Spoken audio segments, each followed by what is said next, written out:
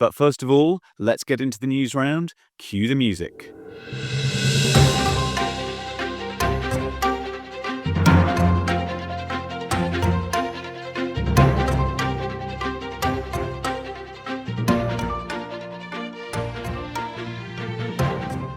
So County started off the last couple of weeks by signing Lee Jenkins, a 23-year-old centre-half from Haverfordwest, who, thankfully, for those of us who've been calling out for Newport County to sign a bastard, it sounds as though we've got our man. We were told by a Haverfordwest fan on social media that he is, quote, a proper old-school smash-your-face kind of defender.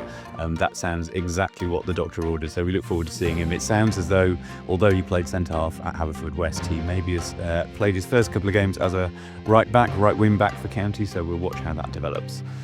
We then had the draw for the Football League trophy, the forgotten man of lower league competitions, and there was a little bit more interest than usual because we ended up in a group with Exeter City, Arsenal's B team, and, drumroll, Cardiff City. Who are they? So we will play at Legoland in the group stage of that competition. Date's not yet out, but for those of us living within striking distance of that ground, a chance to rekindle an old rivalry and maybe have a bit of a local derby away day. In less happy news, Kieran Evans, who many of us had thought might be in with a chance of coming to County, ended up signing for Eastleigh, so last year's loanee, or one of last year's good loanee stars.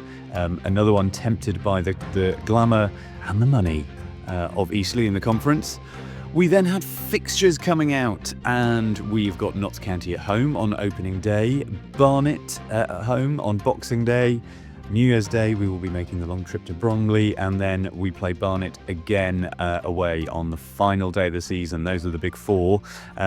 The other things that emerge from that list, a bit of a tough August. Games against three sides expected to be in the top third at the end of the season, Notts County, Grimsby and Franchise, as well as two relegated sides in Crawley and Cambridge. So potentially a difficult August, although my contrarian take is that I think now might be a good time to be playing the relegated sides before they've turned the momentum tanker around, whilst Notts County, I think they will be a strong side as the season goes on, but they seem like they are not in the best of positions to be starting with. So, it may not be as difficult an August as some are saying, but there were definitely easier fixtures we could have had.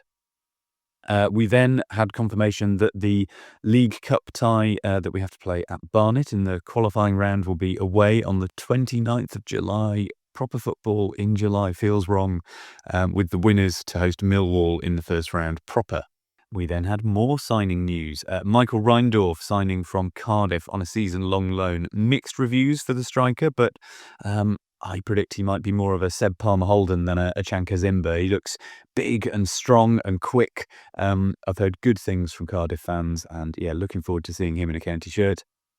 We then also signed another goalkeeper, Jordan Wright, who we expect will perhaps be the backup keeper when Nick Zanev is on international duty. He is another signing who is at the peak of his career, 26, as well as being another tall lad, 6'4". Mixed reviews, fair to say, from Grimsby fans, but we do definitely have two very, very solid goalkeepers.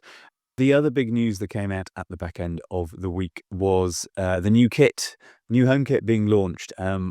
One that has perhaps divided fans a little bit, the half and half shirt, not to everyone's taste. I'll be honest, listeners, really not to my taste. I think it's horrible. I will not be buying one, but a lot of people seem to really like it. And I will say this, fair play to the club for trying something a bit different with the home shirt. You are limited in terms of colour palette and everything else. So trying a bold design, even if it isn't to everyone's taste, I think is a good thing. Mix it up occasionally.